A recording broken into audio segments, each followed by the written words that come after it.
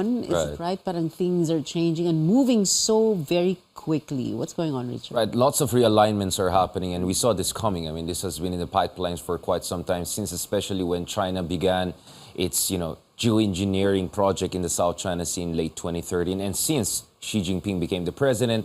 Of course, the invasion of Ukraine last year just, reinforced fears of a more chaotic, new brave world, no? And this is where we are now.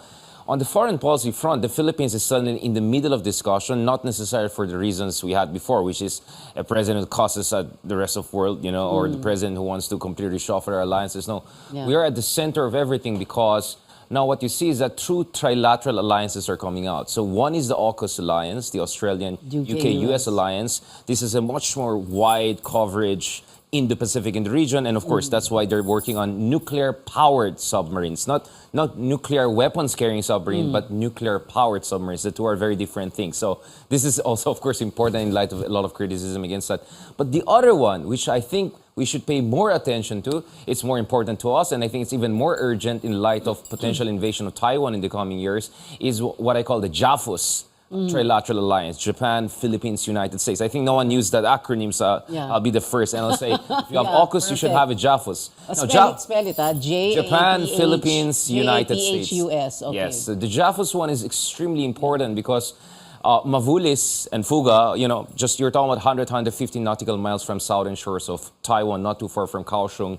And if you look at the Ryukyu Islands, Okinawa, Senkaku, Diaoyu Islands of Japan, also around 100 nautical miles from Taiwan. So God forbid, if something really happens in Taiwan, Philippines and Japan will automatically be at the very front line. And it just happens that both of us have a treaty alliance with the United States. And both of us, I think there was just a meeting between top defense officials of Philippines and Japan. We are also discussing visiting forces agreement with Japan and reciprocal access agreement. This is what no one talks about. Went there, no? Oh. Yeah, people don't talk about this as much, but I think this trilateral alliance is even more on the front line and even more urgent, because the AUKUS one, we're talking about submarines in the 2040s. We're talking about U.S. giving some of its submarines to Australia 10 years from now.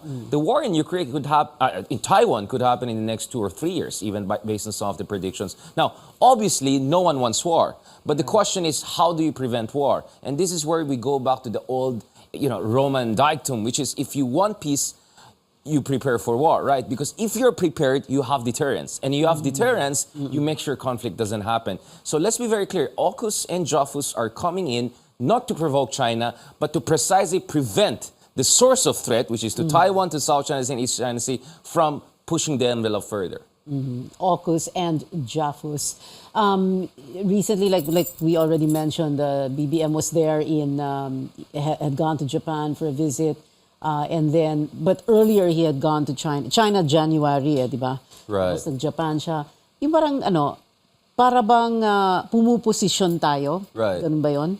Yeah, I mean, you can... well, we are strategically positioned, pero, when it comes to relations, and then, after having Rodrigo Duterte quarreling with the U.S. and, cozying up to Beijing for forever, for 6 years, now, BBM moving the Philippines medyo a little bit farther from China, closer to the U.S. Obviously, BBM is not Aquino in a sense that he's not coming here and attacking China and being all just fine and dandy just with the West. So we're definitely not where we used to be 10 years ago or 20 years ago. But he's also definitely not Duterte. It's a completely different kind of approach to foreign policy, because the situation is also very different, right?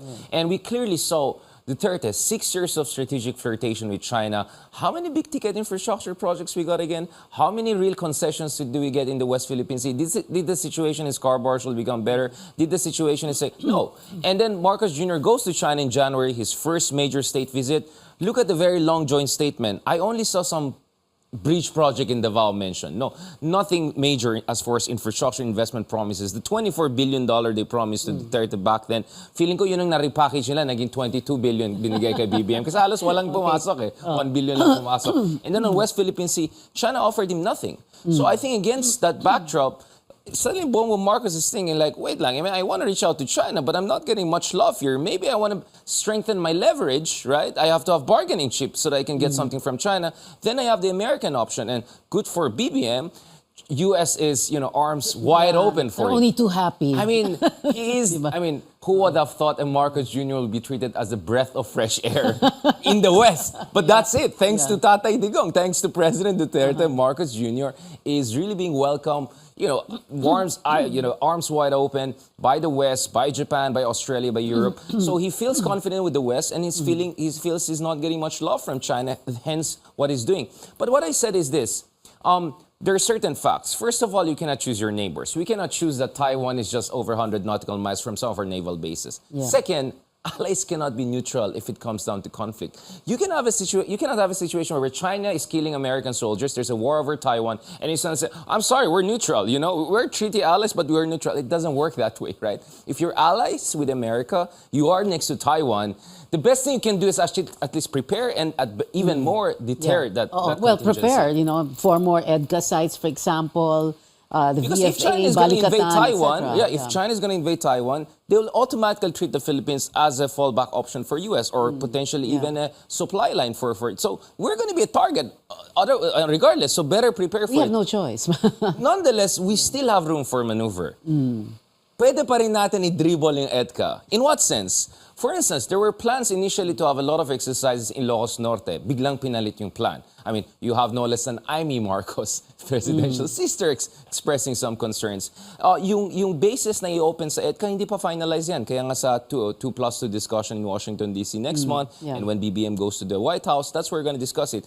Isa pa, you can still determine ilan yung mga American troops na papasok for balikatan exercises. It was 9,000 in total almost last year. It's going to be 17,000. But next year, we can make it 4,000 if China gives us something. Do you get what I'm saying? Yeah, right. Even the type of exercise, is it going to be HADR? Is it going to be war games, amphibious island defense attacks? So what I'm saying is, the die has not been cast, but of course, the more access we give to Americans, the room for maneuver shrinks. Right. But it's not totally gone. Right. So if matalino or magaling yung gobyerno natin, we can constantly use this leverage points, get something from China, dribble it here and there. Right. So my fear is, maybe the first moves are interesting, but the next moves yung follow through, baka medyo doon mag-stumble tayo. I hope not, but this is the concern I have right now. But in other words, we can roll the dice and say, well, if you want us to do this, maybe you can do this for us. That's diplomacy anyway.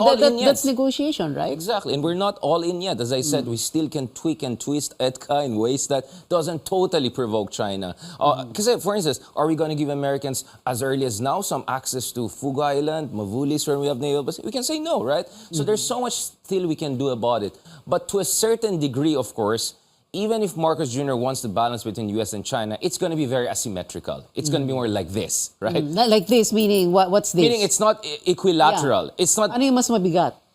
Clearly with Americans, right? Unless the Chinese offer us something, then we can make adjustments. But it will never be symmetrical. And this is nothing unique. Singapore has been also in a similar situation. Of course, they don't have a treaty alliance with the U.S., but they always give the Americans one defense deal, the Chinese a defense deal, but it's never symmetrical. So this is where a true independent foreign policy is dynamic and asymmetrical because it changes depende dun sa panahon, no? And that's why I'm hoping to see more dynamism on the part of this new administration because wala pang 1 year, huge moves ang ginawa ni Marcos Jr. Like, wow, not only traveling the world, I mean, malapit na ma-circumnavigate, diba?